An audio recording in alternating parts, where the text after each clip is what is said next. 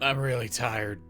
This pretty much all I got. It was a long day. I was awake, I think at 3 a.m. because I fucked up real bad. I set an alarm on my phone for 3 p.m. At least I thought I was gonna. I thought I set it for 3 p.m. because I needed to remind myself to clock out for lunch. But apparently I just set it for 3 a.m. and then my phone made very loud noises at 3 in the morning, and pretty much nowadays once I wake up, getting back to sleep isn't really a thing anymore. And I had to be up at 7 anyway, which is earlier than normal for me, so here we are. 13 hours later. We'll be fine.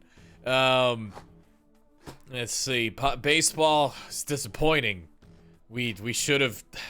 We're playing Cleveland, and we traded like 9 people to Cleveland 2 years ago, and all of them just started like hitting like crazy today, and we lost the game we should have won, and it's just that game wrapped up right as I was gonna right as I was like getting ready to hit the this part, the part where the thing where I'm like, okay, OBS isn't gonna break, Coxman isn't saying no, I'm actually good to start for realsies. Right when I hit that button was when they lost, so there was a time. It's like a chug energy drink kind of day. Yeah, I definitely had some caffeine. Ultimately, I mostly just kept it chill. Like, I only did 6 hours of work instead of my normal 10, but instead of my 8 clocked hours. And I played a lot of West of Loathing. Just one of those, like, chill text-based RPG, to something simple, just to keep my mind kind of humming along. But here we are now. That's all in the past. Now it is time to dive in back into the wild world of Maine.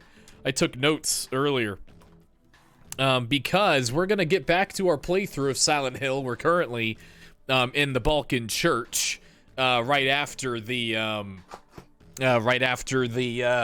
Midwich Elementary School section of that Vigia game. Lots to talk about there.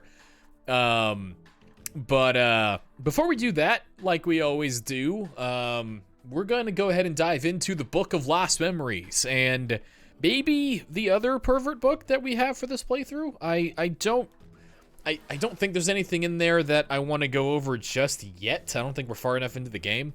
I think we're just going to focus on that. But yeah, I actually played a little bit of 14 too. Just a little bit, just to plink away at MSQ and just kind of run an autopilot, because on MSQ, especially like in A Realm Reborn, I barely have to be awake to get through that shit. Especially with the new duty finder, or the duty support. That's been nice, not having to. Pretty much everyone I've actually played with in 14 has been like chill, but a few times I got into one of the duties, and there was one like super aggro dude that like wanted to play super optimally, and it's like, we're level 30, why do you, maybe you have a reason to care, I wouldn't know, but I don't. There's nothing you can do to make me care, so sucks. Anyway, videos game. Oh, sorry, internet. Book time. Okay, so you couldn't sleep last night. You finally fell asleep. Ah, jeez. I hate it when I have nights like that, where it's just a cycle of having to wake up with bullshit, like with nightmares like that. Mine sometimes get to the point where it's like I'll wake up and then I will like fall asleep, and the nightmare I was having will like continue. It's fucking weird. All right, let's get that. Let's get the music in, because we're gonna go back through the book. There's more to the Book of Lost Memories. This supplemental book that came on the back of the Silent Hill 3 official Konami guide. that is relevant to us now. We went through a bunch of it when we finished Silent Hill 2. And we went over the stuff that was relevant to that game, but a lot of it is relevant to Alessa's story in Silent Hill 1 and 3. So we can catch up on a little bit of that now.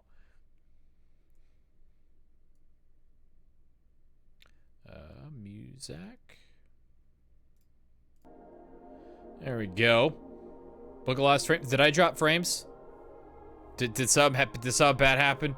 OBS doesn't tell me anything bad happened. Anyway, so let's dive back in. Two things first. Of course, this book is in Japanese. You can see it's been never released in English. This copy I have right here is Japanese. Never released in English, but it has been translated as shown here by the legendary Wall of Death. And the visual design here done by Faymark and Weiss, all the way back in I think like 2006, long time ago. You're in the I don't see anything, so I don't know. Guess we'll find out. OBS normally doesn't lie to me, but I wouldn't put it past it. So let us start with the introduction. Peachy, what's going on, Peachy? Hey, Peachy, let's see. We got Bone Puns, Farron, Brian, Sir Heck, everyone else. I hope you have a good day. It's middle of week time-ish time to go now time. Yeah. So, of course, the point of this book. The name of that town is Silent Hill, says the first page of the Book of Lost Memories. Although it is known as a scenic resort area, it is a cursed place. Where the town's former inhabitants were once driven away, brutal executions were once carried out, and a mysterious plague was once prevalent. The town is centered around Toluca Lake, from which a thick fog perpetually enshrouds the area and makes vague the reality and dreams of those who visit the town. And according to those who have seen them, there are also times where, quote, things that should not naturally exist appear. A few incidents that have occurred in this town up to this point have gone unaddressed, leaving behind a great number of mysteries. Here and now, looking back on it all, let's elucidate these mysteries one by one. So we're not going to go over all of it because we haven't finished the game yet, but it wouldn't really be a point. But we do have quite a few things that we can go over, even with just the beginning of Silent Hill 1. So first, let's jump into the history of Silent Hill section. We went over this in pretty thoroughly in the Silent Hill 2 playthrough. The main thing we just want to focus on here is like we see a town, or the history of Silent Hill. This town possesses a mysterious power. Using facts introduced in the game as a foundation, let us delve into the history of this town. So we're just gonna rapid fire it this time because most of the stuff down here is really Silent Hill 2 related, interestingly. But originally, Native Americans conducted rituals here in Silent Hill. The land is valued as a sacred place in Native American religion back in the 1600s, or 1500s, before the 16th century. England begins colonizing North America around 1607. Later in the 1600s, settlers came to the area that would later become Silent Hill. In 1692, we see the first cycle that is evident that we have some like lip service to of this place's history of persecution and punishment. Where in 1692 the Salem witch trials were held in Massachusetts, apparently by the Christians.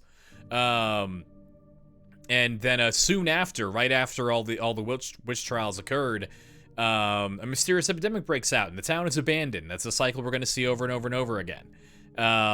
When you have the persecution, the mass death, the suffering, all the horrible concentrated things that have happened in and around this place, these epidemics will break out. People will mysteriously get sick, and even the symptoms and epidemiology, is that the word? I don't care. Of what this disease is that forces everyone that is in the town to bail. To flee the town is pretty much unknown. There's one line in Silent Hill 4 that might allude to it, but we'll talk about that then. 1776, the U.S. achieves freedom or whatever. A few years later, George Washington occurs, and then a few years after that, Civil War occurs. Not the American Civil War, just regular old Civil War. It's 50 years later is when that'll happen. But the town of Silent Hill is resettled after that epidemic that broke out a good 100 years prior, as a penal colony, as a place where people were taken to be prisoners of that war. Silent Hill Prison was constructed. Brookhaven Hospital was constructed in response to the outbreak of another epidemic, in response to people, the thoughts and the suffering of the prisoners. Speaking of which, we can go ahead and look at that section there. The Silent Hill Prison section says to see the prison subtitle. After the spread of an epidemic, resettling of the town as a penal colony begins. Many people lost their lives on this abominable soil. Consequently, the town was first used as a penal colony. It was at this time that it was given the name Silent Hill. After the closing of the prison, the Historical Society was built on its former site. It conveys a sense of the town's history. The town is stricken by an epidemic. It may be that because of the unforeseen deaths of the town's population, as well as the thoughts and feelings of the prisoners, the original power that the town held was gradually distorted. The current incarnation of Brookhaven Hospital has existed since it became large scale in the late 1800s. So this is really the important thing I wanted to go over briefly in the timeline, just to show that before folks came and settled this place from the outside, the native power in Silent Hill was just kind of there. It was just the spirits that resided in this place, and the people, and in the land itself. But over time, as all of these things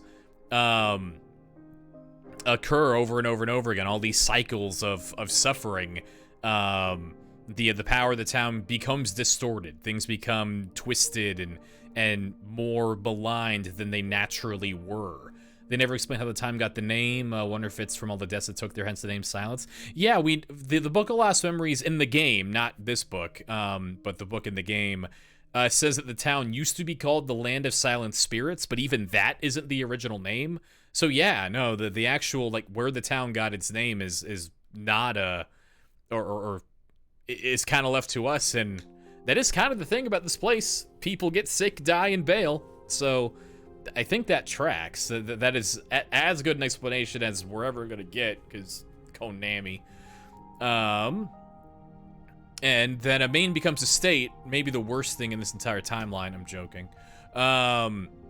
And then a bunch of other horrible things happen. Silent Hill Prison closes, but then it's reopened again. American Civil War happens. A whole fucking lot of people die. A lot of people are taken to Toluca Prison Camp, which is probably built on the same site as the Silent Hill Prison, probably, because of the whole, this became the Historical Society, and this is on Toluca Lake, and the Historical Society is on Toluca Lake, whatever. Unless this... Silent Hill has room, apparently, for 3 mental hospitals, so 2 prisons probably isn't out of the question, but whatever. Culmination of Civil War, prison camp converted into Toluca Prison.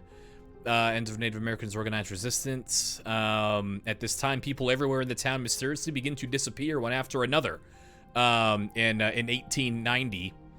The cycle of disappearances is going to be something that really comes into play in the more recent history, in the history that's covered by the events of Silent Hill 1, 3, and 4, with the actions of the cult, with the actions of the Order, and the other folks who believe in the faith surrounding this place, after the power of the town has been twisted. Sightseeing ship called the Little Baroness goes missing. That's Silent Hill 2 thing. Strange events take place at Toluca Lake. And the mayor of Silent Hill, and then this right here, 19XX, right at the bottom of the timeline, is basically where we're at right at the beginning of Silent Hill 1. The mayor dies suddenly, and one after the other, the staff at a developmental group die accidental deaths. Which the book actually kind of, like, it doesn't contradict this, but it kind of says that the staff dying these deaths is kind of like a urban legend kind of thing, but whatever. This book can be a little contradictory sometimes, so let's just go with the mayor of Silent Hill died a lot, and the people who wanted to develop this town, make it a place where tourism was popular again, make it a bustling center of commerce instead of a weird pit where cultists can do crazy, I'm a summon god with the 7-year-old now, here I go, without the scrutiny of, like, the cops and stuff. Like all the cops in actual Silent Hill are dead. As far as we know, the only cop in this game that isn't dead is from the next town over, and canonically she probably dies too. But anyway, capitalism is not a thing that the Order likes until we get to 3, and then they love it, like, a lot. But we'll get to that later. Important thing, the town has an innate spiritual power that over the course of people being giant dicks for a long time got really mad and angry. And then the events of the game we're playing right now will happen and everything will be fine. So that is the timeline. I just wanted to go over that briefly. Don't want to go into it as deeply as we did last time. Next up will be the history of Alessa, who we've only seen in passing a handful of times in our playthrough so far. Alessa being the ghost girl that we've seen now twice, although she seemed to have aged up in between the first and second appearance that we saw. So Alessa's history. Silent Hill is a town where an ominous god is worshipped, and where those who hold darkness in their hearts gather. This is a look back at half of the lifetime of the young girl from whom it all originated. 20 years ago, 20 years before the events of Silent Hill 1, one after another, the staff at a developmental group die accidental deaths. The staff at a company that was working on developing the town as a sightseeing area died mysteriously one after the other. Because of the extent of the mystery surrounding the cause of these deaths, it was rumored that there was some connection to the town's religion. It was thought that mysterious deaths had something to do with the town's strange past. We'll see this cutscene in the actual videos game. 14 years before the events of the game, a girl named Alessa Gillespie was born to a woman named Dahlia, and presumably some kind of father situation. We don't know nothing about that. Alessa had unique powers since she was very young. In school, they called her a witch and tormented her by excluding her and scribbling on her desk. And then, as we'll see later in the game, in the nowhere of the first game, the final area of Silent Hill 1, we catch a glimpse of the pain that characterized Alessa's childhood. We'll see her crying, hiding under a table, just trying to, like, get away from everything. So we saw when we were in the hospital, we saw a handful of enemies that symbolize this symbolize is good enough. That kind of symbolize this torment. It's not a symbol because it's like literally just that thing. It is literally just those things kind of literally are Alessa's being bullied and like being afraid of everyone around her manifested, but whatever. I'm too tired to split that hair right now. But we saw the very short demons, the child height demons with knives walking around trying to murder you. Those would have been indicative of how Alessa felt looking at everyone else, everyone that was super aggro to her in school, because she could set things on fire with her brain. What's the big fucking deal? And then we saw the we saw the little shadow babies, and we'll get into the real names in a minute. The little shadow babies that just kind of squeak and try to run away, tried to hide, and eventually fade out and disappear, symbolizing Alessa's desire to just disappear and her fear of everyone around her when she was in that elementary school. 2 years after Alessa was born, a woman named Claudia was born, but that's the Silent Hill 3 thing, so who cares? 11 years ago, 3 years after Alessa was born, a man named Harry Mason, a writer native to Maine, suffers the death of his wife. Remember, when your wife dies, it happens to you. James's wife and Harry's wife, do they even need names? Whatever. It's a thing that happened to these men. It's just, the game needs you to know this. 7 years ago, 7 years after Alessa was born, Cheryl was born. Which sounds kind of, that sounds a little, like, that sounds simple. That sounds pretty straightforward. Cheryl was born. Whatever. It's a little more complicated than that. Probably all know by now. So when Cheryl was born, we had Dahlia's ritual. Dahlia, we'll see more of her in a second. No, they absolutely do need names. I making a joke that the credits on this game skew in one direction, and it is not in the direction of, hey, let's name the lady characters. I love these games. They have a very particular blind spot, is all I'm saying. That was addressed in the third game, so kind of. Anyway, so Dahlia Gillespie tried. She's like a Harry Potter wizard bitch. Doesn't matter. She can commune with the power of the town somehow. We'll get to it. And she was trying to raise her daughter Alessa to do the same thing, but then she got bored and annoyed and bored. So she was like, "Oh, fuck it. I'm just gonna make her give birth to God myself. It'll be way easier." As a part of that, a fire breaks out that burns down 6 houses in the business district. It was declared that Alessa's dead body had been found in the Gillespie house, which was the origin of the fire. However, the cause of this fire was a ritual that Dahlia conducted using her daughter Alessa in order to bring about the coming of God. Lisa, the nurse that we will meet in the game in just a little bit, went on to nurse Alessa after all the burns covered her body and all the bad things happened. And Alessa was made to continue living by means of a magic spell. There is mention in one of the notes that a body was found that was presumed to be Alessa's body in the Gillespie house, but as the book states here, Kaufman probably just replaced the body, because we know Alessa's not dead. Anyway, Cheryl being born is, as we will see, because Alessa had to suffer like 4th degree burns in order for this ritual to occur, as is roughly evidenced in Origins. Ew. The pain of this experience ended up leading her to use her magic psychic powers to cut her soul in half, send half of it across the town to be found by that man, Harry Mason. That half of the soul would incarnate into a young girl who would go on to be named Cheryl, which is why Cheryl was born. Just kind of not like correct, but not like complete there. And then Alessa's gonna hang out in the hospital basement for 7 years.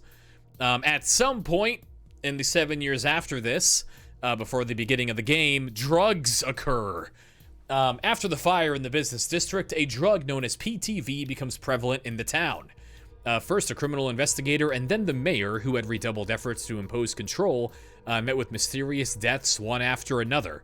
PTV was circulated among the tourists, and the town was corroded.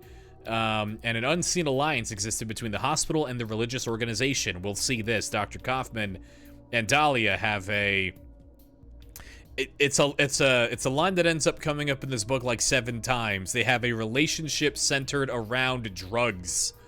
There's a Gangster's Paradise reference in this game, actually. I'm not familiar with that, but that doesn't mean much. What's going on, King Kane? How you doing? Zero. Heather is born. This will be at the very end of the video game. So we'll talk about it then. And then Silent Hill 3 times. There's a murder in Portland, Maine, and then this douchebag that Vincent shows up and he has a vest and capitalism, and then James goes crazy, and then that Claudia girl shaves off her eyebrows and also goes crazy. So we'll get to all that when we get to Silent Hill 3. But Silent Hill 1, that's the stuff we want to cover for now, as we are clipping through this game again. Next up is going to be I think this is log? I don't know how to say this. Is going to be the Silent Hill 1 specific log in this book. Silent Hill 1, 2, and 3 all have a section in this book dedicated to their stories, characters, and creatures, and endings analyses. We're going to go ahead and go through some of the the first game's log. Not too thorough. There's not too much that we want to, like, we don't want to look at the endings just yet, but we will go through a handful of pages here. We're still pretty early in the game. Silent Hill 1 log. Harry, who appears in the first game as the protagonist, is the father of Heather, the heroine of Silent Hill 3. Let's look back at each aspect of the story that became the starting point for all the events that occur afterwards in the town of Silent Hill. You hear that, Origins? You fucking fake piece of shit. Yeah, no, I think this game, pound for pound, is fucking gorgeous. This game looks so fucking good. I was talking to Popat about this earlier. I don't know anything about computers, and the computers in this, they had to use computers to make this video game, and seems like they were really good at it. I don't really know what that means. I don't know computers, but it looks really good. It looks better than Glover and the Grinch game, the Nightmare. No, is it just the Grinch? The Grinch That Stole Christmas. There's a video game about the Grinch That Stole Christmas. I played it when I was a kid, and I thought everything looked good back then, because I didn't know what a bad game looked like versus a good game, but even I thought that game looked like shit when I was like 8. Anyway, the story preview, we don't need to look at this for now, just because it's just the opening cutscene broken down. There aren't really too many huge revelations. This one here, this scene here of this building doesn't show up in the main game. There would be a little bit of a revelation here if we hadn't played Origins and stuff, but this house here, the single house surrounded by disused telephone poles and a pool of water, could this be Dahlia's house where Alessa was burned in the fire? So this is really the only way that we learn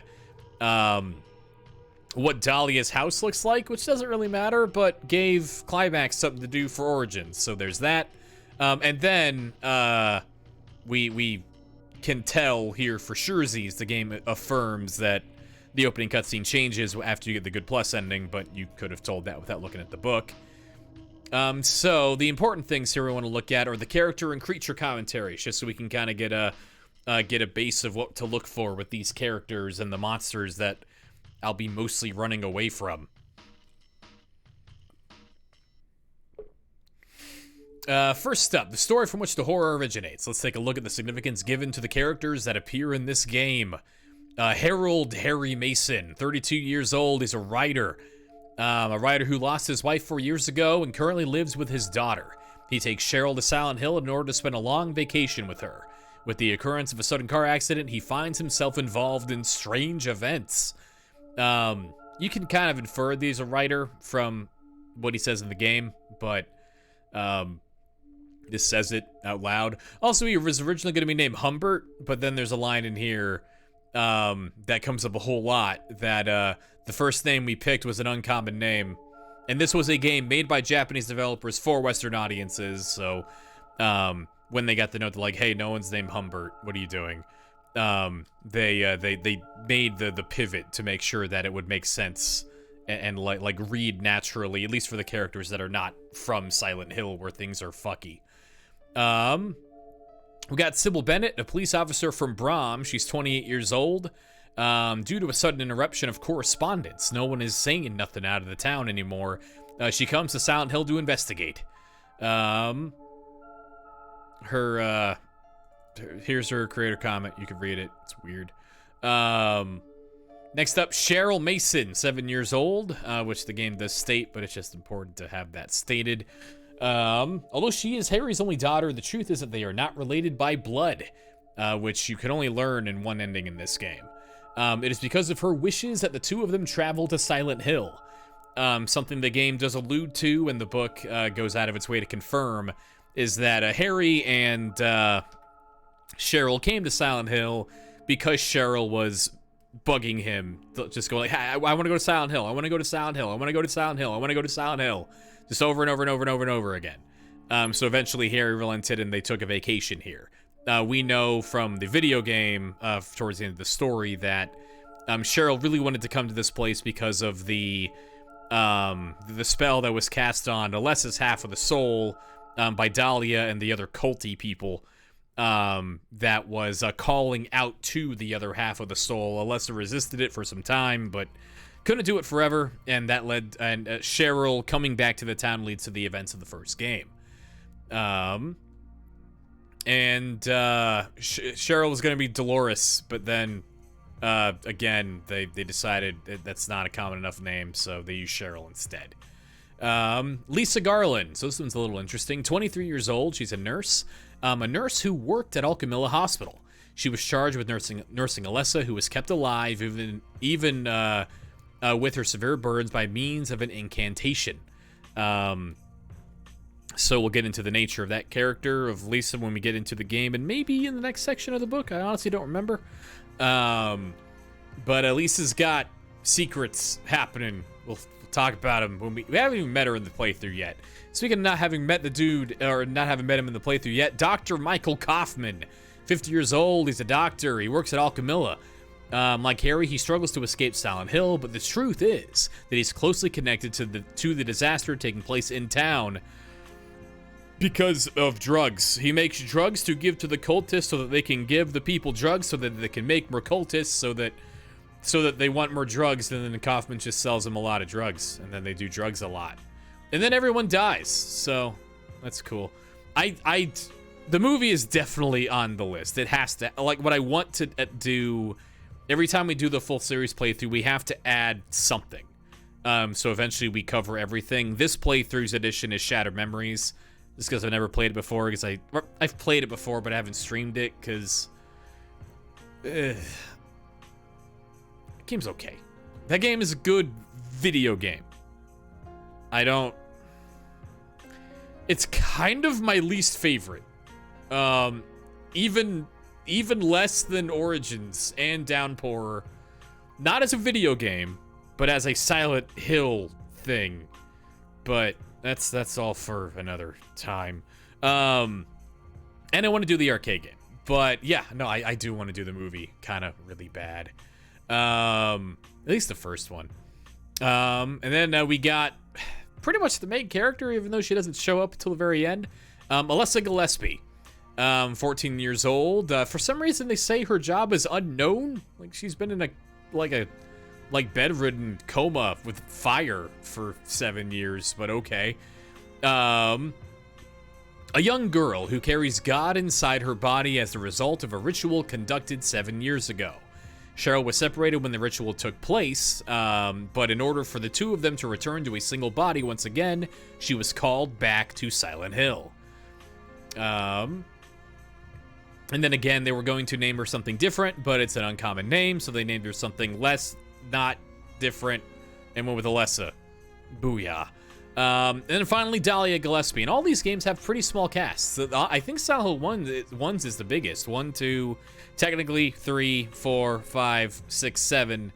You really could combine Alessa and Cheryl, because neither of them really... Cheryl doesn't actually say anything in the game. You just kind of hear someone... You hear this one mimicking... Whatever, doesn't matter. Job host of... Shit. So Dahlia, a mysterious woman who is devoted to the occult. She conducts a ritual to bring about the coming of God using Alessa, her real daughter, inflicting extensive pain, probably. She is the person responsible for setting a series of events that take place in Silent Hill into motion. She was named after the former wife of Dario Argento. Argento has made many horror movies, including Suspiria, and is a master of the genre, according to whoever said this. So Dahlia's name, again, is like a little uncommon, but they didn't like try to pivot away from that, because that kind of works, because it's Dahlia. Like Dahlia is meant to be the odd one out a little bit. But everyone else got their name changed to like things that are more common, just to keep the target audience from going like, wait, no one had made it's called that. Was the idea. So that is all the characters. Let's go to the more important thing. No, not the endings. The creature commentary.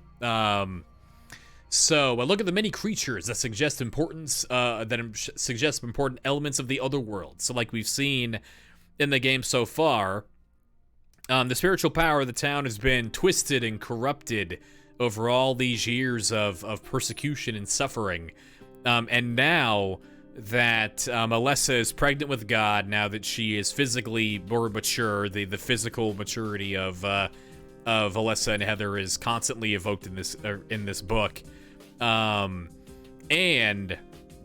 now that her soul is whole again, and able to amplify her already native psychic abilities, Alessa has kind of taken the reins of the other world and is a font through which this this other reality, this thing that is kind of walled off from the real world, it all is just kind of being apparated on a large scale by Alessa's now kind of exploding torrential power.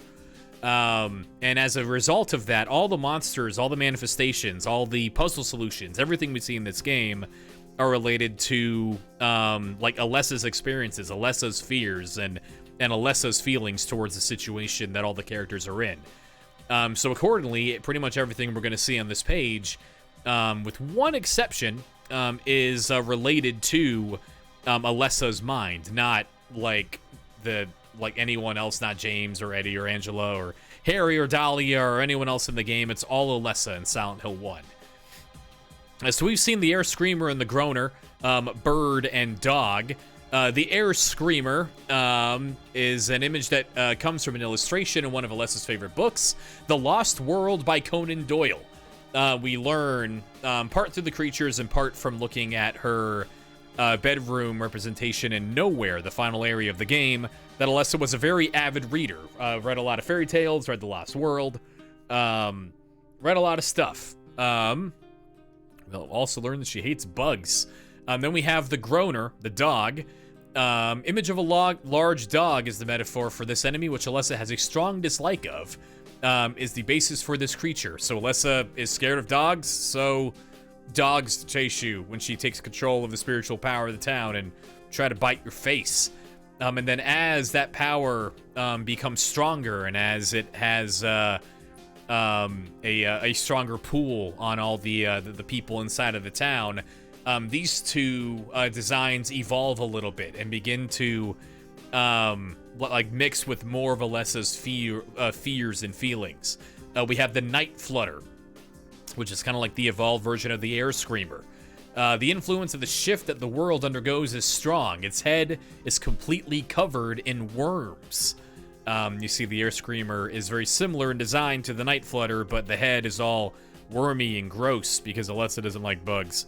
And then speaking of head covered in worms, we got the Worm Head, the evolved version of the Groaner. The effect of the shift to the other world is strong. Its head is completely covered in worms. It's the same thing. Worms, bad. We saw the Mumbler back in the school. Humanoid monster, hook-clawed monster, problem monster, stabby guy. The image of small menacing animals and small demons from fairy tales. We saw a few of the fairy tales in the library that it's implied Alessa would have read and would have been influenced by. We know fairy tales are a big source of Alessa's imagination from before she got burned. The Puppet Nurse, which we haven't seen yet, but we know that Alessa, for the last 7 years, has basically been imprisoned in the hospital of in the basement of Alchemilla Hospital, bedridden with her burn wounds and the god in her womb. And all of the nurses and the doctors in Silent Hill 1 will have this parasite thing, this bump on their back. The nurse has been parasitized by something. This parasitized body is the same as Sybil's after she becomes possessed. So we'll talk about the parasite when we see it in action. One pretty common read that I don't remember if it's in this book or not, honestly, is that the parasite kind of is meant to evoke Alessa seeing all of the people working in the hospital as being under the influence, being parasitized, as it were, by the cult itself, which is a pretty good description of Kaufman and Kaufman's and Dahlia's relationship, but we got the larval stalker, the small humanoid shadow that we saw. Its laughter evokes memories of being teased at school. And then the parasitized doctor that we saw only in the first game. Nurses show up in every game in the series so far. They all have their own significance. And 1, it's because of Alessa's hospitalization. And 2, it's because of Barry's hospitalization. In 3, it's again because of Alessa's hospitalization. They don't show up. In 4, it's because you go to a literal hospital. In Origins, it's fuck you. Don't worry about it. In Shattered Memories, they're all ice people. And in Downpour, it's just dumb. It's just stupid. And in Homecoming, I don't know, I guess Alex was in a mental hospital or something. Whatever, it doesn't matter. But the Doctor only shows up in this game because it's hard for Masahiro Ito to draw a dude in bondage, I guess? I don't know. We have my least favorite enemy in the game, the Romper. We haven't seen him yet, but they run around and just try to, like tackle you with their crazy, super strong horse bodies. Powerful monsters that attack with a body blow and pin down its victim. These things are going to be manifestations of Alessa's fear of all adults. We got this bloodsucker, this tentacle monster that we'll see later. Embodiment of a strong aversion to worms and snakes, and the like, which again comes up with the Wormhead and the Night Flutter. The Creeper, which does not look like this in the game. Manifestation manifestation image of Alessa's dislike of insects. The Hanged Scratcher, which we'll see down in the sewers. It says right there. Manifestation of an image that is a composite of insect specimens, I guess.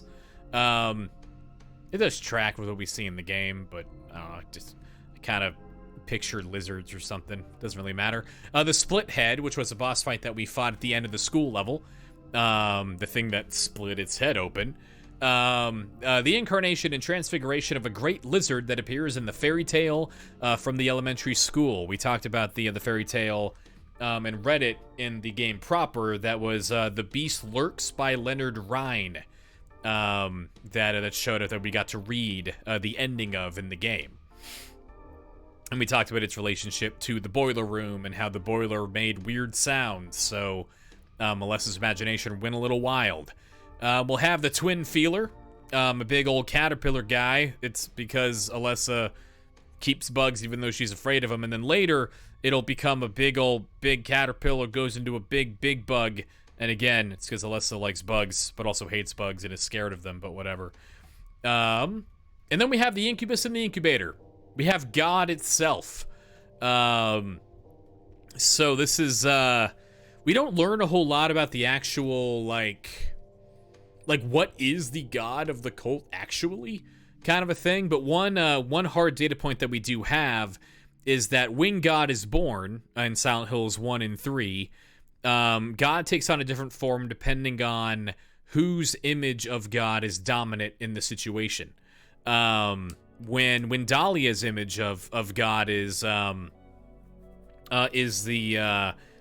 dominant one in the endings, when Alessa gets doused in a Glophitis, and Alessa's feelings in the situation subside, we see the image, or the mental image of God that Dahlia had, and that is the Incubus. That is the goat-headed, boobied, double concentric circle situation that you see there. Big old demon problem. But Alessa herself, being someone who, isn't in this whole thing just to bring about, power for themselves through a god that they kind of hope to summon through by any means necessary, like Dahlia. Alessa saw God a little differently. Alessa will end up seeing God as this angelic, heavenly figure in the Incubator. And the book states here that this is Alessa's mental image of the god. And then we'll see what the god looks like in Silent Hill 3 when we play that Vigia game. So I think that's everything for the Silent Hill 1 log that I want to go over. At least for now. There is the ending analysis, but we haven't seen the ending yet, so not spoilers, but just, we're not there. But there's this whole section back here. Fugue, I don't know how to say this word.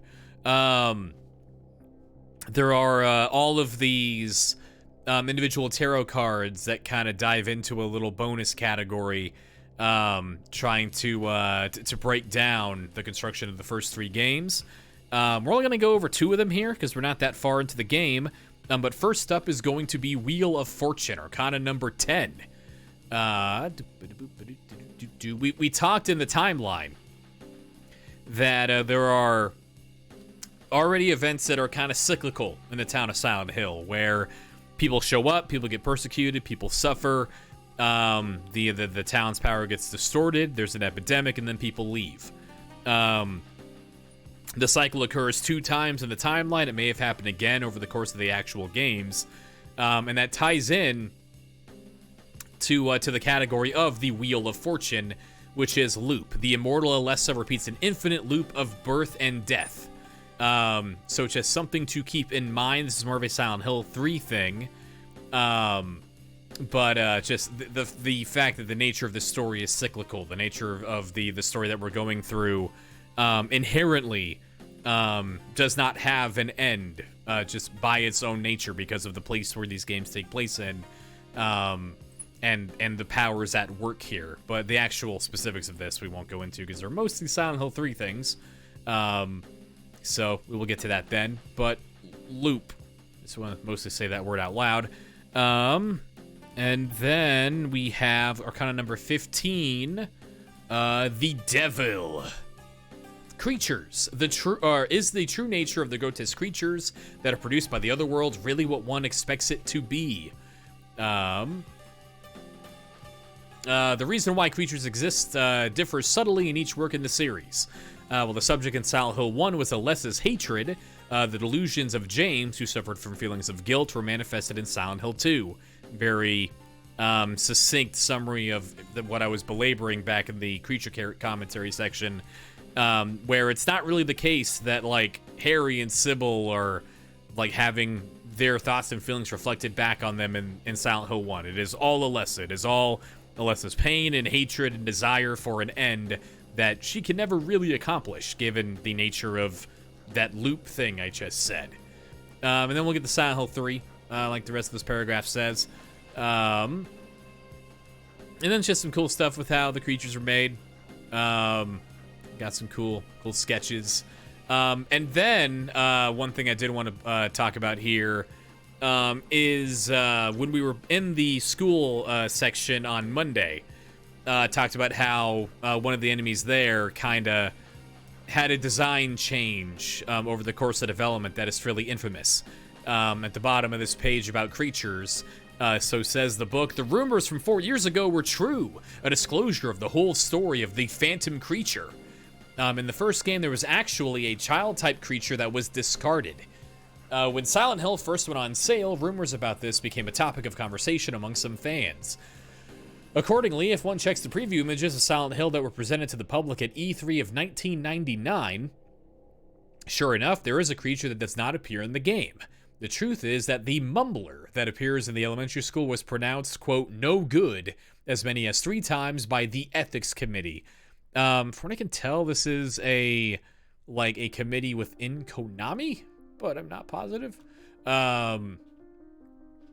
Which was something that gradually gained quite a bit of notoriety. Let's introduce the whole story of the design changes that stretch from the phantom creature to the mumbler.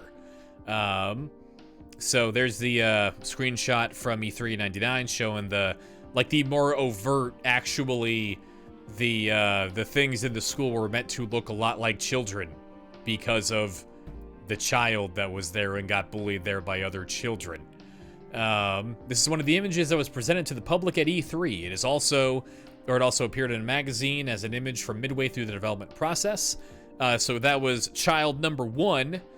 Child number 2, this thing here, was created, I don't know how to say this word, but was created like this thing from Japanese folklore that I used to know how to pronounce. I did last time I did this section, but I forgot. But it's a ghost without a face. And then they modified the head slightly, and it still didn't really take. Wasn't there a bunch called the Great Children? Yeah. I think that comes up. It's one of these. I'm pretty sure. The child-type creature that appears in the classroom is extremely shocking, so says the book about the childlike creature. As a stalker that appears in nowhere, Child 2 is made into a silhouette, which then became the larval stalker. They turning into a shadow-like being that is unable to attack and to be attacked is what ended up getting the general design approved by the ethics committee. And then finally, because the humanoid silhouette was abandoned and hook-like claws were added, permission for the domestic release was finally obtained with the Mumbler, with the version of the enemy that appears in the game. And then in the North American version, we got this thing. We got this child thing. I think these are the Great Children. I don't know.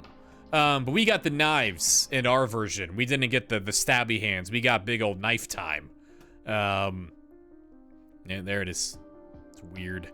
I don't know why the ethics committee was okay with that, but you know, whatever. Who even is they? But that is all of the like contextual stuff that I want to go over. But one thing that's just kind of fun that we can look at really quick, down here in the inspirational work section, which is the section where they outlined all of the media that they that inspired Silent Hill. As part of that, we can go ahead and look at the roots of street names, which we'll be calling out the street names as we see them in the game.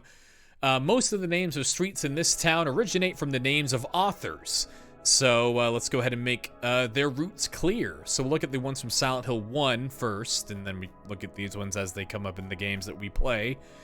So in the north side of Silent Hill, which is where we currently are for now, we're about to leave.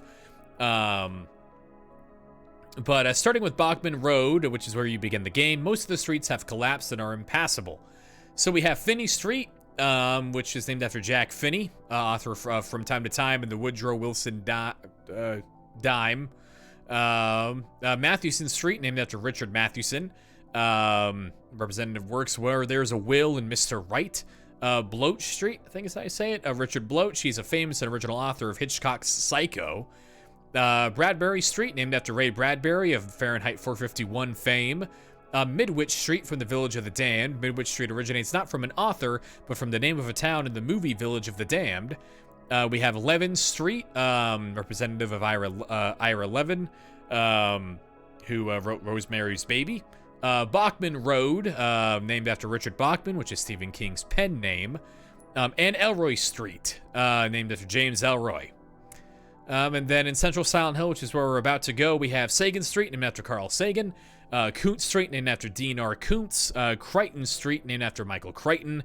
And we saw that The Lost World is a big was a big piece of Alyssa's imagination. So even though, I mean, Jurassic Park isn't not a scary book, but maybe not overt horror like most of the other stuff on this list. Wilson Street, named after Colin Wilson, and Simmons Street, named after Dan Simmons. And then the final area of the game, the South Park and the Lakeside Resort area. Sanford Street, named after John Sanford, and Craig Street, named after Kit Craig. The Great Children, or the ones from the North American version, I think. I'm not positive. So as we call out those names, maybe that'll kind of ring a bell as we continue on through the playthrough. It is really cool. They like this series always wore on its sleeve its inspirations and the fact that it never took itself that seriously. As much as it delved into really serious topics, this game has the UFO ending. This game has nonsense in it. So yeah, I like Silent Hill a lot. It's good. But that is the Book of Lost Memories for now. We're gonna say goodbye to this book for now. Once we see more of the game, we'll have more reason to check into this, and really once we see more of 3. But that's gonna be it for the supplemental portion of this stream. Boop, boop, boop. So without further ado, I believe it is time. One for me to check Discord. Me and Me and a buddy are sad about baseball. Baseball was very annoying at the end of the day. Oh well. But it is time to pick up where we left off on Monday. So we ultimately did not get very far on Monday. And given how tired I am, we're probably not going to get all that far tonight either, progress-wise anyway. But we are Harry Mason. That's our name. We're in a church right now. I'm going to unpause the video game, so hopefully it makes noise. Please work, controller. I believe in you. I really need to get batteries for this thing, or else I'm going to have to play it super hunched over. Yay! Got it. Okay. So, welcome back to Silent Hill. When we left off, which button goes to the map? Here we go. So let's trace our journey so far. It has not been very long. Emil, where are you? So we started our journey right here. We fell. We were driving on this big old yellow road. And then there was a girl in the road, a ghost girl, so we crashed and we fell off of the road and we landed here. Our car is still here. We are Harry Mason, and we are here with our daughter Cheryl on vacation. Was at least the beginning of the story. Harry falls unconscious from the car accident, and when he wakes up, he realizes his daughter is missing. Gets out of the car, looks around, thinks he sees her in the distance, but she disappears, and then he runs into a back alley, and the sun goes out, and then a bunch of stabby knife children show up and stab Harry to death, and he dies. And then he wakes up in a coffee shop, and a cop gives him a gun, and he goes looking for his daughter. He finds Cheryl's drawing pad in another back alley, and on the drawing pad it looks like Cheryl drew the words "to school." So Harry tries to get over to Midwich Elementary School, which all the roads have been bombed. He can't actually get through any of these roads that have X's on them, but he's able to cut through somebody's house by stealing a key in a doghouse. When he does that, the sun goes out again. But he runs on down to Midwich Elementary School and fights a bunch more children with knives and a big old lizard with like a big old head that splits itself open. And he shoots the lizard with a shotgun. But his daughter's nowhere to be found. It sucks. So as he escapes the school and the sun comes back and the world gets a little less intense, he heard some church bells in the distance. Upon consulting his map, he noticed that right on the spot that we are standing, there is a Balkan church. We went over here, and a crazy lady named Dahlia told us that our coming was foretold by gyromancy, which is basically prophecy by Twister, and said a bunch of lies and gave us the Millennium Puzzle and then disappeared. So that's where we are. That's Silent Hill 1 to this point. So with all of that incredible knowledge imbued into our experience, gyromancy is the study of word office knickknacks.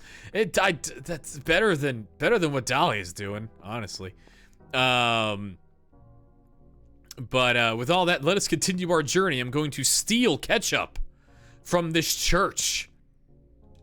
There's a health drink, mine.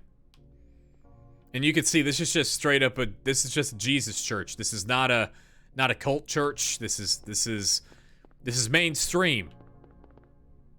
They got a crucifix up there. They got a Jesus on it. Jesus is hanging from it. Also right over here, there is Bible.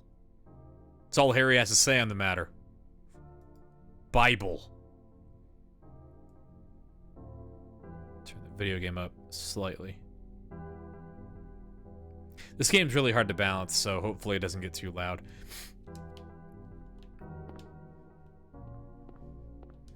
So, if we look at our inventory, once again, we have the Millennium Puzzle. We have the Flauros, which Dahlia called the Cage of Peace, which is about 20% true. A pyramid-shaped object found in the church. Its purpose and use at the moment is unknown. Dahlia said that we can stop and we can find the girl with this, the ghost girl that Harry doesn't really know anything about, but I don't know. If crazy shit's happening and there's a ghost bamfing in and out of existence, you probably assume that they got something to do with it. And we got a key to the drawbridge, which is, apparently there'll probably be a drawbridge at some point. Probably. Right? She wouldn't give us a key for no reason. We got ketchups, we got hamburgers, we got ampules, we got a gun, we got bullets, we got a gun, we got more bullets, we got a knife, we got a steel pipe, we got a flashlight, we got a radio, and that's it. Okay, so...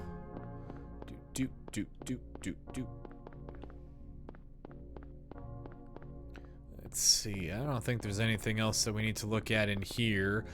We can try to follow Dahlia out of the door that she took out of this church, because she just kind of kept up with her habit of disappearing randomly, but she locked the door behind her. Of course she did. Why wouldn't she?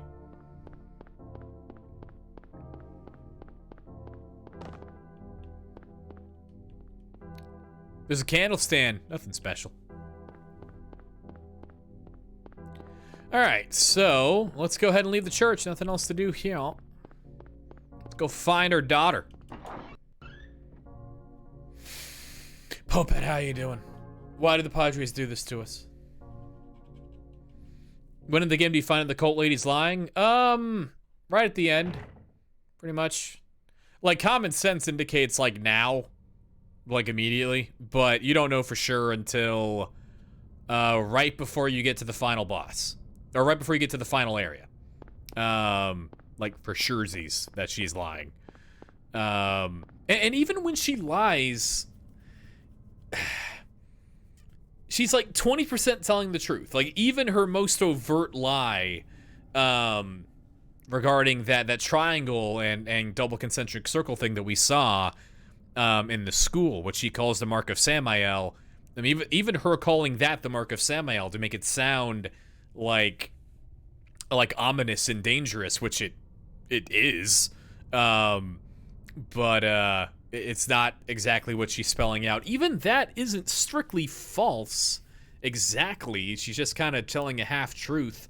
Because in Kabbalah, like in reality, that thing is called the Seal of Metatron, and in Kabbalah, Samael and Metatron are the same being, so she's never totally lying. It's weird. Dahlia's weird. How you doing, Ginger Firestorm? How are things in the Far East? I'm gonna look at it again. I'm looking at it again. I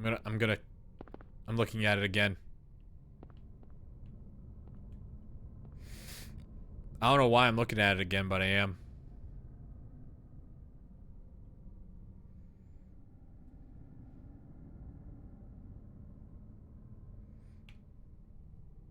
Harry doesn't want to look at it.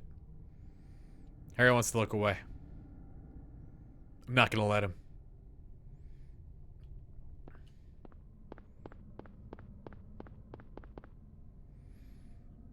I had sushi once. 9 years ago. It was good. I liked it.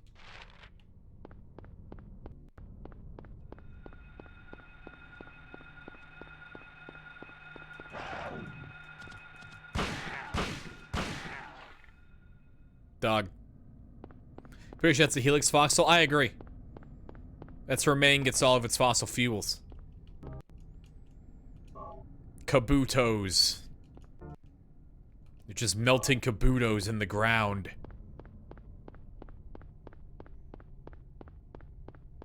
Alright, so this whole road here to the south, right? This is the south. Has been bombed. Can't go that way. Shouldn't be a surprise at this point. So there's really only one place to go. And it's a place we just got a key for. Shockingly. Right over here. Sorry for the audio glitches. This emulator's having a bad time.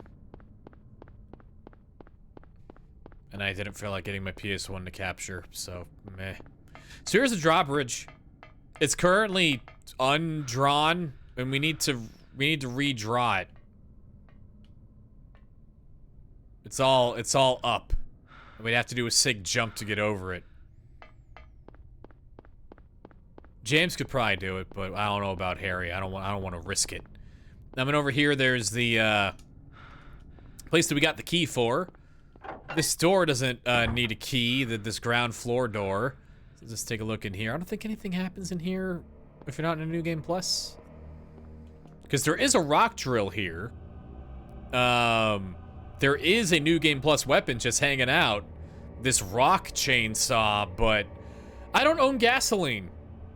So, I can't use it. Gasoline is a New Game Plus thing. Harry's way into ETH, I guess. I don't know. Here's the dad and James is not. Harry's got the way to pair. Yeah, no, James wears dad pants no, sorry, Harry wears dad pants and James wears sad pants. Because he did a murder. So we can get up here, find another map, a map of the shopping district, the district directly to our east. On the other side of that drawbridge, we should take it. Can save, but I don't want to. Sad pants and a dumb jacket. It's a great jacket, though. But it is dumb, but it's a great jacket.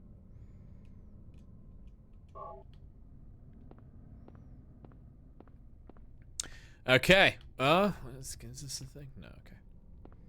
Here are the controls. There's a keyhole on the control panel. Rad. I have a key. Key to operate the drawbridge, it says. Let's see if it's lying. The machinery is running. Do you want to press the switch? Okay.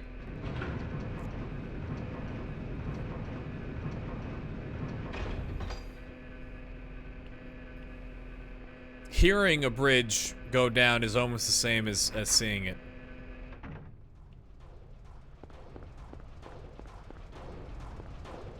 Hey, look, the bridge is down. Now we can go over to the shopping district where the cops live. Or lived, because they're all dead.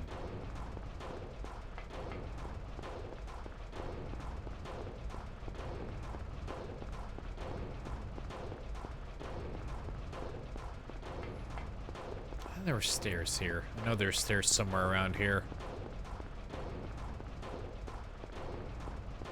Need a thing.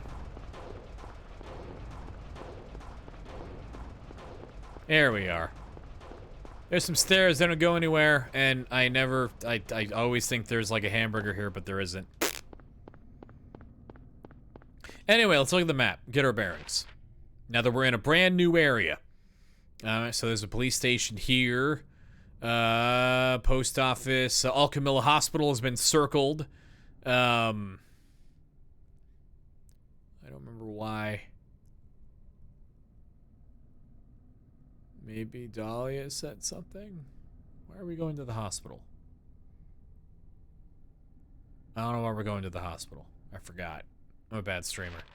But before we do that, before we go to the place that Harry circled for presumably a reason, we're gonna check out the police office, police station, because there are dinosaurs roaming the streets. I feel the cops should do something about this. The door is jammed. Oh fuck, Mumbler! I hate that thing. I hate it so much. Die, no, I don't. Just die. Fuck you. It's not the Mumbler, it's the Romper. I hate it. I hate that thing. I hate when that thing chases you. Yeah, whatever. Police station.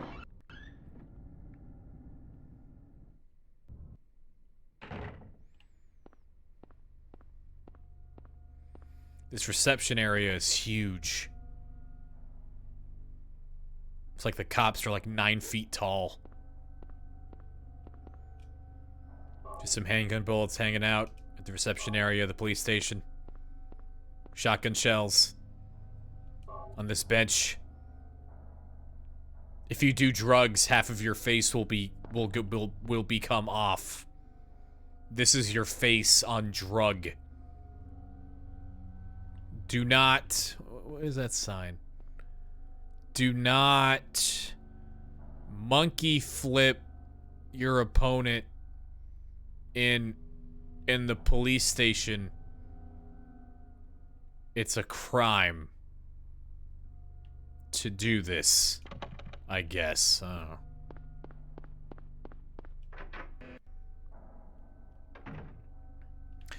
Okay, in this office, we got more bullets. Of course we do. And we can see this big old chalkboard here. Lots of cop notes on it. And and some shotgun shells. Which we should take. Let's read these cop notes. There's something on it. Product only available in selected areas of Silent Hill. Raw material is White Claudia, a plant peculiar to the region. Manufactured here? Dealer equals manufacturer? So this is describing that PTV drug that we saw in the Book of Lost Memories. The product here is that drug PTV, which we learn here is made and synthesized from something called White Claudia, this plant that only grows in Silent Hill as far as we know.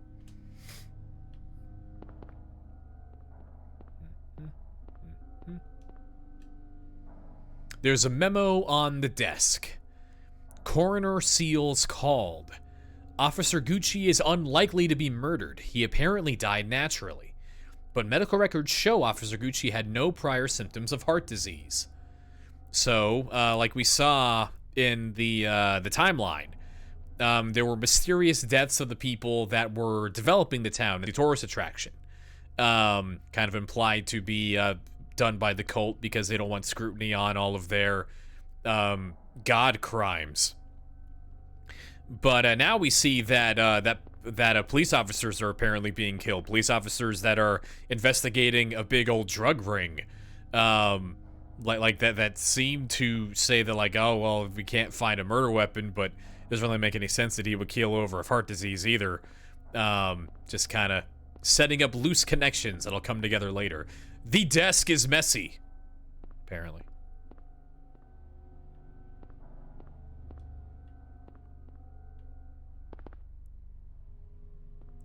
I don't know why there's like a... I don't know what this poster... It kind of looks like machine duplication to me. I don't know why. Nothing helpful. And that's it. But we had to come here. We had to check those things so that we could check other things later. So that we can unravel the drug mysteries.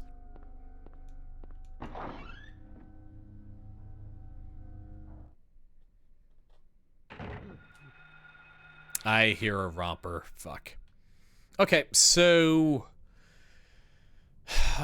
God, why were you going to the hospital? I don't remember.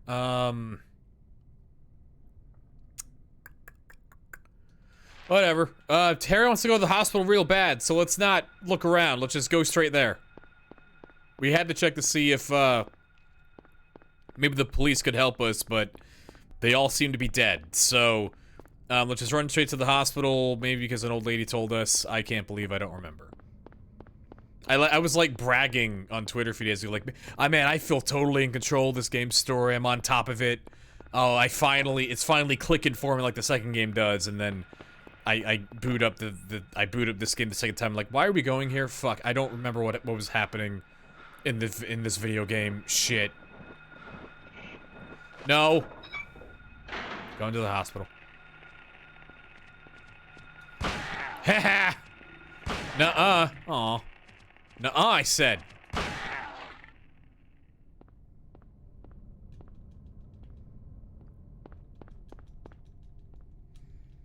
Enemies in this game are cool. All super, super happy to see you. Happy to try to kill you. Super aggro about it, and you don't have a lot of room to navigate around them a lot of the time. So here we are in Al Camilla Hospital for some reason. Oh, we heard a gunshot. I didn't shoot the gunshot. We heard a gunshot, though. Mysterious. And over there's a map. We need to find that map. Maps are important. We all know this. First, let's find out who got shot.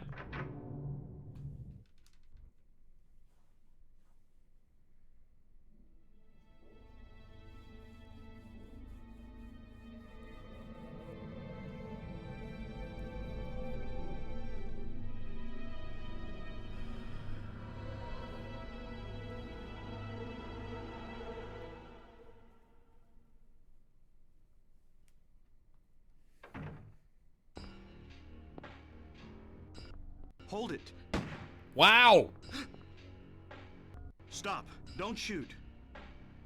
Wait. I'm not here to fight. My name is Harry Mason. I'm in town on vacation. Thank God, another human being. Do you work here? I'm Dr. Michael Kaufman. I work at this hospital. So maybe you can tell me what's going on. I really can't say. I was taking a nap in the staff room. When I woke up, it was like this. Everyone seems to have disappeared. And it's snowing out, this time of year. Something's gone seriously wrong.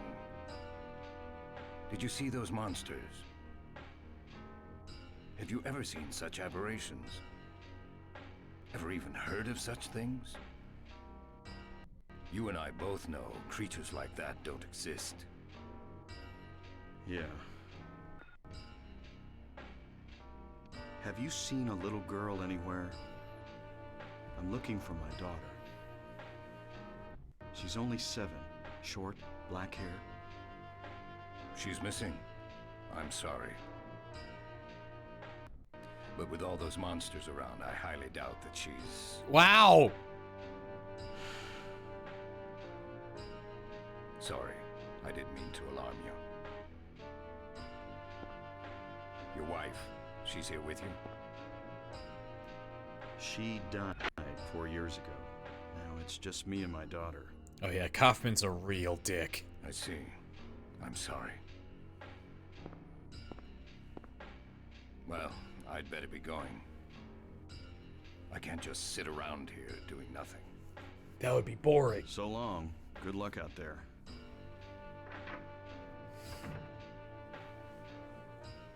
So, here's a scene.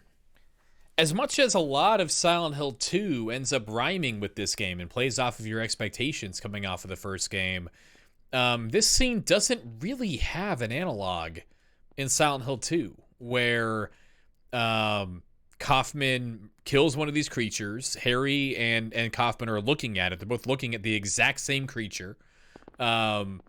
And Kaufman goes, "Have you ever seen these monsters before? What the fuck? We know these things aren't real. That's fucking crazy."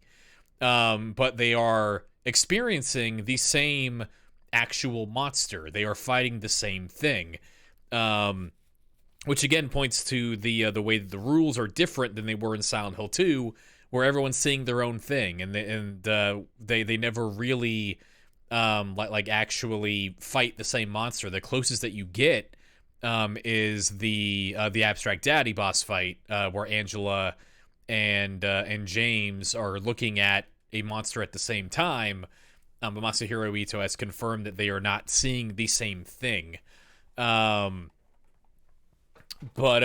anyway, yeah, Dr. Kaufman is a giant prick.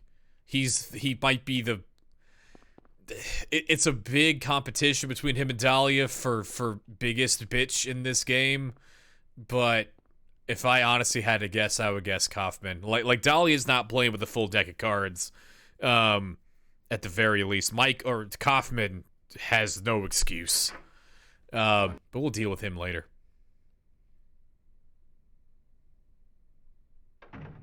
That was a long load.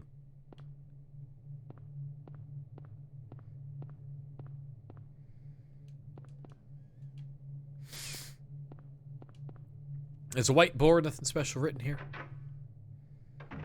I just wanted this map. I'm here for map. I have hospital map. And Harry has good map etiquette, so he marked everything we already did. Thank you, Harry. Taking hamburger.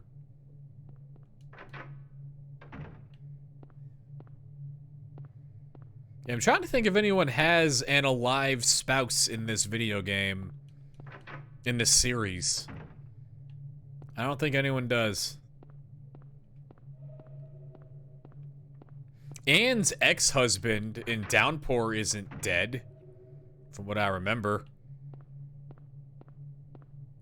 But they're also not together anymore by the time that by the time that the events of that game take place, if I recall correctly. Which I might not, because it's Downpour. And Downpour doesn't recall its own events correctly, so who cares?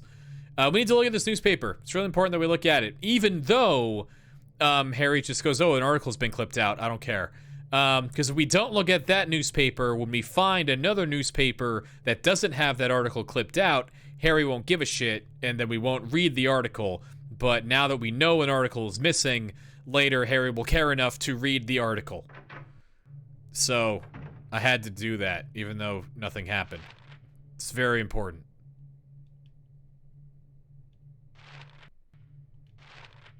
Harry wants to go to the bathroom. He can't. Door's locked. Shit. Oh well.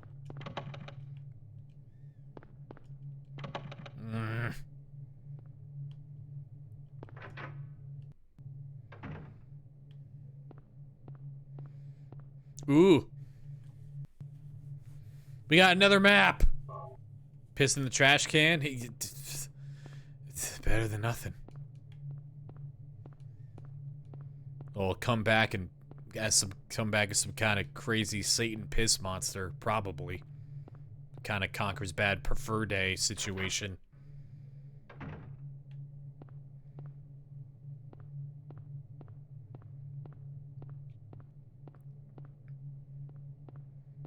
I want that key.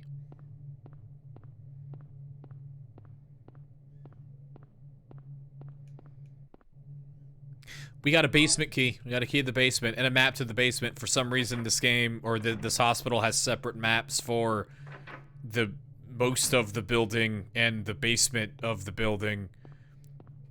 Why, whatever. Why wouldn't you? Bottles. One of these bottles is important. The other ones are not. We have a plastic bottle now. We don't know why.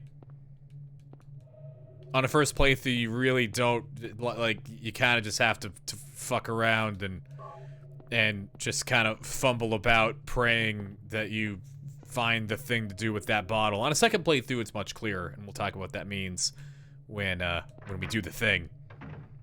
Exactly, you know, the bottle, it's a piss bottle. Bottles for pissing. Piss in the bottle, throw it at a monster, it explodes. Satan comes out of it, you shoot it with a gun, you win the video game.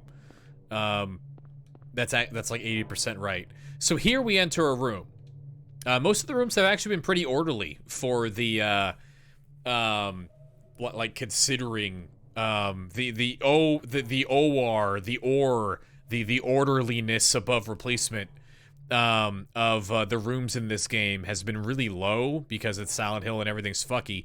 Or has been, it's been neutral in general because everyone's gone, whatever. Tired. But the director's office, as we see on the map here, is all fucked up. Someone rifled through here like a maniac. Harry goes, the shelves are all messed up. Who did this? And then back here, there are books scattered around the desk, nothing special here. And then on the ground, there is a glass vial that lies shattered. It's not just broken, it looks like it was smashed on purpose. So someone broke into the hospital, barged into the director's office without going through, it seems, the rest of the hospital, barged in here and destroyed this vial and achieved ground lasagna, exactly. This is where the lasagna comes from in Silent Hill 2. This is where where that dog corpse came from. We know Dr. Coppin works in this hospital. We will later learn that he is the director of Alchemilla Hospital. So this is that guy's office. So there's all this goop on the ground. We have goop here. And we just picked up a bottle. Took me 3 tries to get there, though. Why not goop up this bottle? What else are we gonna use it for? The remaining liquid is emptied into the plastic bottle. Now what have we here? We have goop. We have red vial found in a red liquid found in a broken vial in the hospital director's room. can't use it. But, I don't know, now we have red goo. On a first playthrough, you don't really have a good idea of, like, what to do with this. Maybe you end up getting it just because you check everywhere in the hospital, and you, and you, like, exhaust every room, and you just kind of, like, put together, oh, there's goo here, I can put it in a bottle. But the use case for this red liquid is not clear until you see one of the endings of this video game. So that you have to do another side quest in order to even see.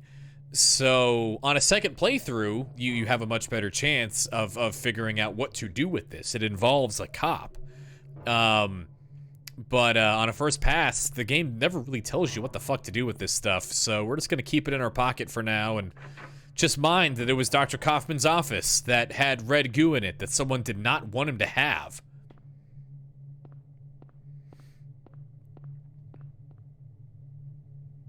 I want a cold drink.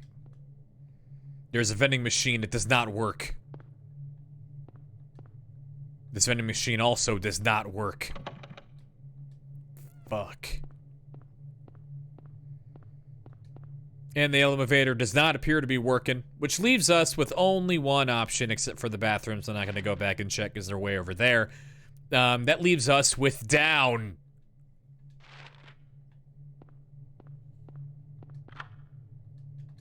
Going to the basement, which we know, post having beaten the video game, that this basement is where Alessa was kept, tortured and burned for all those years. Which is probably why there are all these fucking creepers down here. Because we know even in Silent Hill 2, even well after, like, Alessa's direct presence has left this place, these creepers, these bugs remain as like residual Alessa power. So there being a ton of them down here probably correlates to Alessa having spent all those years cooped up in here. But let's look around. This lock's jammed.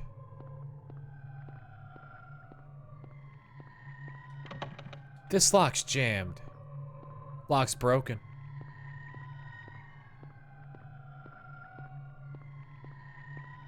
Sorry, I'm walking around a lot. The running controls are really floaty, and I keep overrunning where I want to go.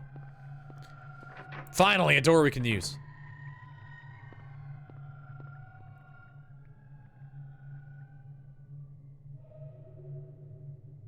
There's like a machine. The in-house generator powers elevators, ICUs, and operating rooms only. Do you want to press the switch? Well, the elevator wasn't working, so sure. Maybe this will make it go, so I can just keep trespassing.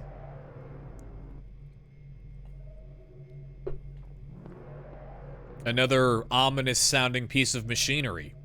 Maybe another piece of machinery that would have scared the shit out of Alessa's overactive imagination as she slept bedridden in a magic-induced coma 5 feet away.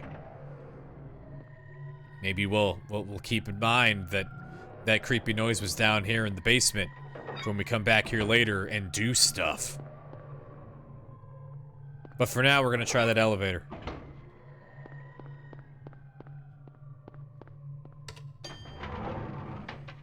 Okay, we're on the first floor. We can go down to the basement. We were just there, though. This is kind of pointless, but we can. Here we are. That's where we just were. Okay. And notably, one thing to mind, we got an open button, we got a close button, we have the basement, the first floor, the second floor, and the third floor. 3 floors. No more. Only 3. And the basement. B1, 2, 3. See it right there. No 4th one. Only 3. Let's go to the second one. So the generators were back up in... I mean, This isn't even like the main hospital, so even if like the hospital's main power goes, they just ship people off over to Brookhaven, or that third one in Origins. Store's broken. We can't get in.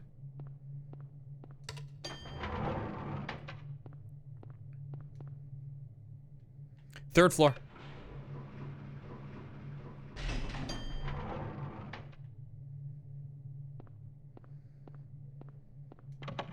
Store's also broken.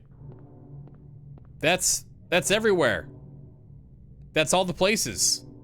We checked every floor. There's nowhere to go. There are no keys. All the locks are broken. You can't open a broken lock with a key. The lock is not receptive anymore. We're fucked. It's all over. Hey, there's a fourth floor now. What? Why? What? What? Does 4 mean anything in Japanese? I don't know.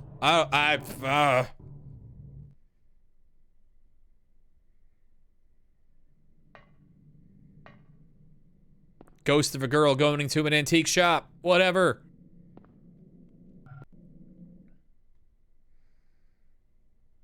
We just saw a vision of a ghost entering an antique shop. Don't worry about it. And suddenly we don't have a map to this place. We had a map of the hospital, but now we don't because we're on the mysterious 4th floor. And the walls are suddenly rusty and Satan-y. And bad times are occurring. Bummer.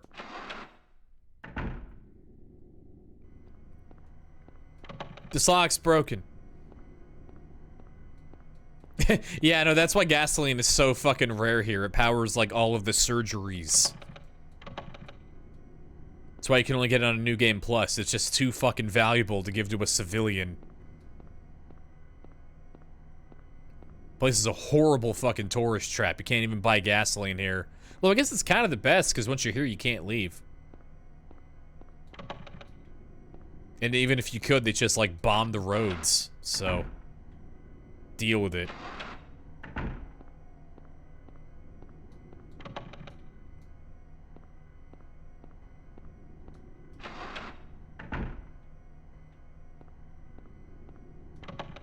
This lock's broken.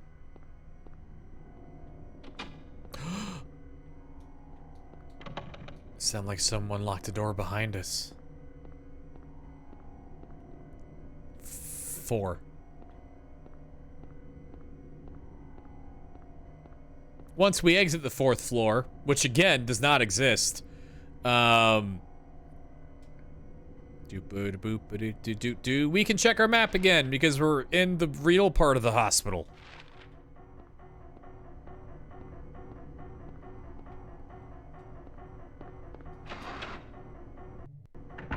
Let's get sweeping.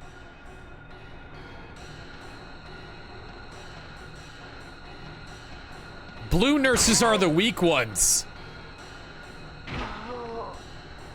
See their weird, like, parasite mask just kind of jiggling back there. It's weird. If you ever have to fight a nurse in real life, pray that they are wearing blue. If they're wearing red, you're fucked. Here's a bird cage. There's a bird cage here. It's empty. I don't know. Don't worry about it. Like, literally, it's not gonna come up for, like, the rest of this section. It'll come up at the end of the game. Literally, don't worry about it. Ooh, we can save. Let's save. It's been a minute. I'm not likely to die, but I could. Room 302. Room 302 is special. 1, because it has shotgun shells. And 2, because it has a television. And this television has a VCR that's old but usable. Another thing that rhymes when you get to the second game. There's a room with a TV and a VCR in it. Which wouldn't be that crazy in the late 90s and early 2000s, but nowadays makes no fucking sense. So if we get a videotape, maybe we'll go back there and check on it and learn something horrible. Oh no, green nurse! Slightly more stronglier than the blue one. Oh ah.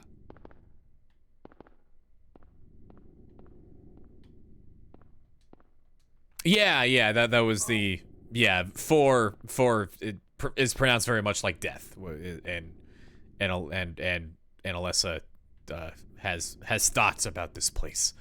It's a problem. And yeah, the stillbirth thing I honestly haven't thought about, but that could work too, given that Alessa doesn't want to give birth to God. Here's the thing. There's a steel plate screwed to the wall. But screwdrivers aren't real, so we can't do anything with this until we're in like a mind prison. So again, just remember that's there, and then we'll maybe see it on Friday. Maybe.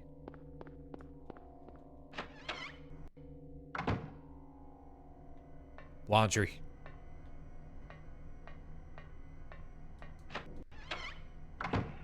Ah! Where? Where? Where are you?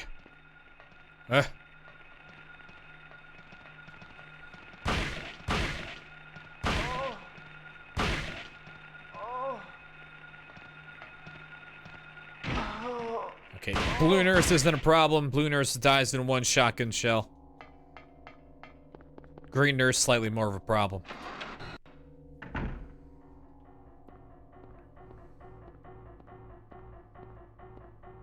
So much moaning. Oh, it's gonna get so much better. The nurses seem to be like kinda sorta into dying. The doctors are ridiculously into becoming dead. There's blood here. I own blood now.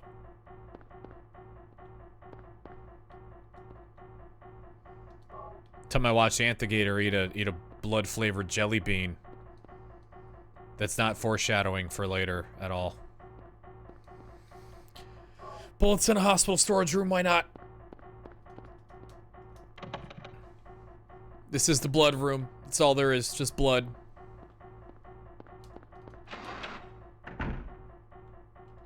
Let me see. Did I miss a door? I did, but they're just the bathrooms. Don't think these go anywhere. Lock's broken. Oh! Huh, okay, cool. Glad I checked. Oh, shit! Yeah, this would have sucked if I didn't check it. There's a plate of turtle. We got a blue plate of turtle. We got a little... Ah! Loud. I didn't set up the joke, game. Damn it. I like Silent Hill because it's not jump scary. Was the joke, and then I normally set it up, like belabor it for like a full minute, and then the jump scare happens and I pretend to be scared. But that time it just happened and I got scared and I didn't set it up and I forgot that was there. A lot of the noises in here are just, I don't know if they're random, but I don't have them all tracked. This game's audio design is much more in your face than the second one's. Like most of the time. The second one's pretty much only in your face in like one spot in the hospital. We got a plate of cat. We got a cat.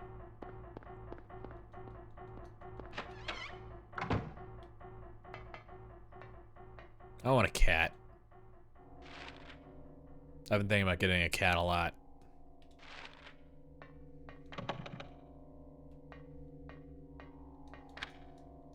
Okay, so we can get to the elevator now. This door was not working earlier. The lock was broken.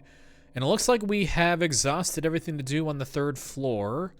So down to the 2nd. Now that we're in this weird alternate version of the hospital. With only 3 floors again.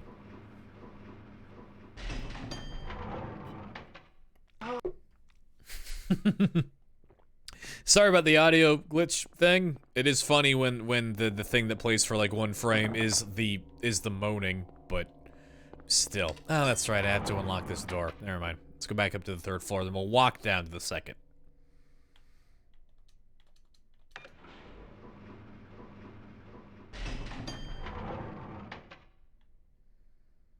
Doop, doop. I do wonder how the actors for the nurses and the doctor enemies in this area were directed. Because I have a hard time with the idea that, like, Jeremy Blaustein and the folks that were doing the production on this game told them, I need you to pretend that you just got shot with a shotgun in the face. And then their answer is something like, that doesn't sound right to me. I am absolutely willing to plead ignorance here. I've never worked in VO. I've never watched. The only sessions I've seen are like Echo S and all the folks, the stuff that folks do on this website, but I don't know.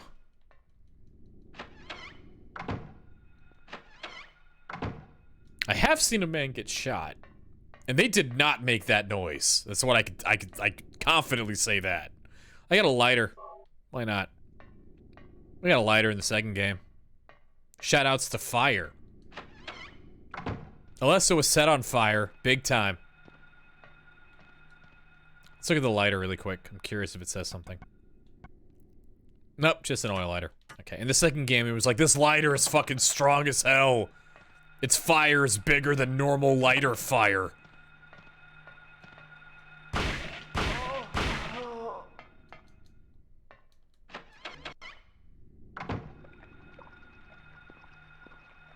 We hear slurping.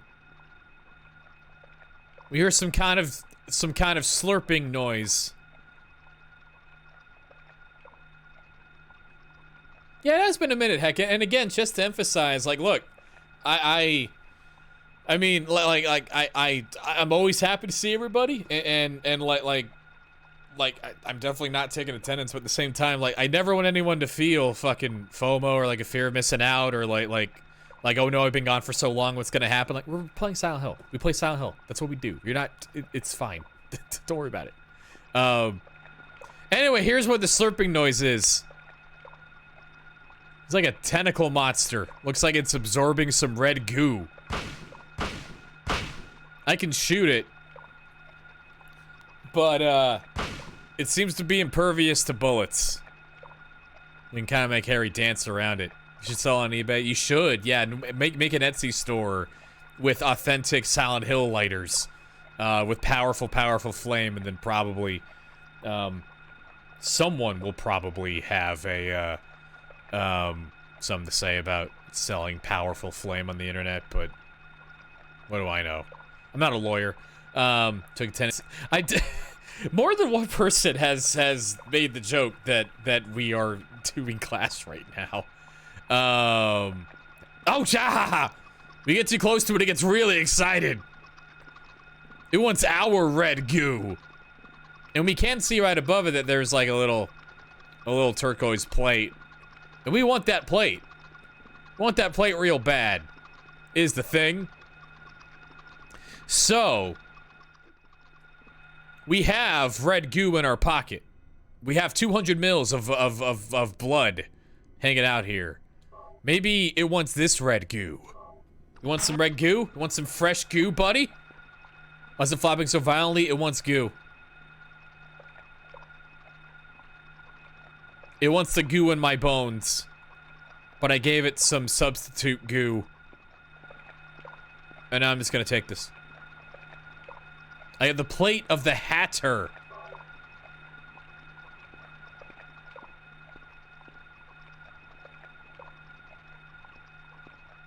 Did you hear the one frame moan again? I did. I thought I fixed the audio glitch. Because we didn't get it at all last stream. And I do a fresh boot before every stream now, and I thought I had everything worked out, but I guess not. Slate. Nothing more than that. Just a big old blank metal slate. We will be back in an area that looks like this later, and it will not be a blank metal slate when we get to this part then, but for now, there's just nothing. And then over here, there's what looks like a real intricate, complicated puzzle.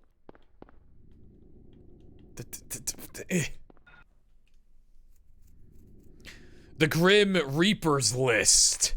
35, Lydia Finley. 60, Trevor F. White. 18, Albert Lords. 45, Roberta T. Morgan. 38, Edward C. Briggs. For now, don't worry about it. It means nothing. It's fine. Just a list of random dead people. Presumably. Okay, so this next part is, thought I heard something. It's going to allude, to suicide. So, please be warned of that. So, we got a big old door here. We got a door, looks like it's got a lot of squares in it. Let's observe. This door is locked. There are 4 square indentations on the door. And then, if we look, at this, let's just go ahead and look at these, the square indentations and the squares that are already impressed within this door clockwise for no particular reason. We have a white square. And then a question mark, empty. And then like a red or orange square. And then a question mark, and then a purple square. And then a question mark, and then a black square. And then a question mark. So 4 empty squares, 4 squares that are already there. We know their colors. And in our pocket, we currently own 1, 2, 3 squares. So you can figure we need at least 1 more. Let's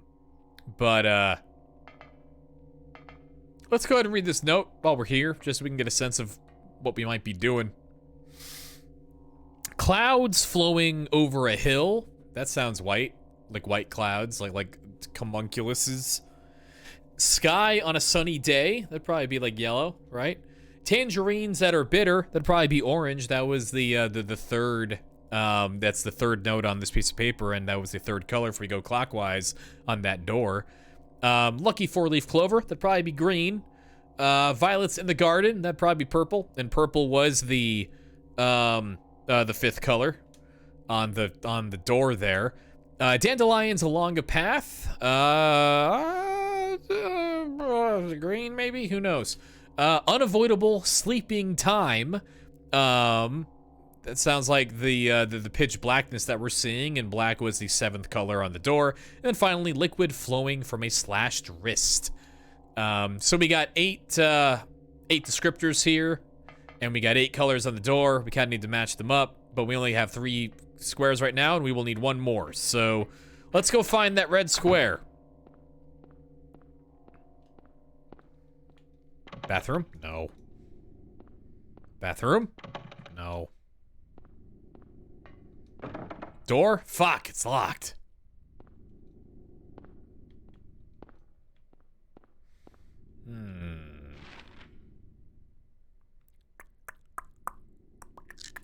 Okay, well, seems like we've done everything we can do on the 2nd floor.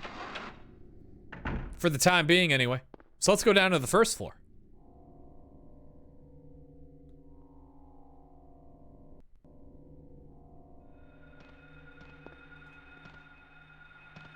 Ooh, a doctor. Listen to how they die.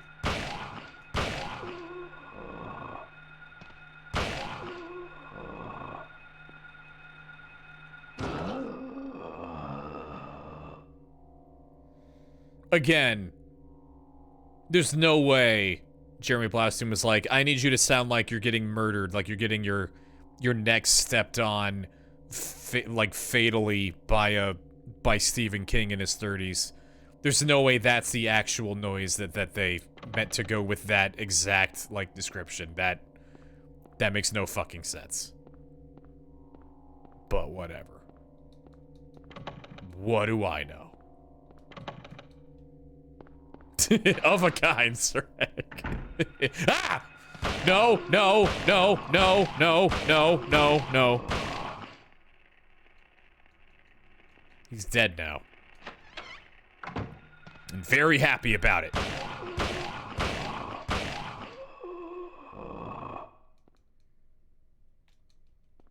Anyway.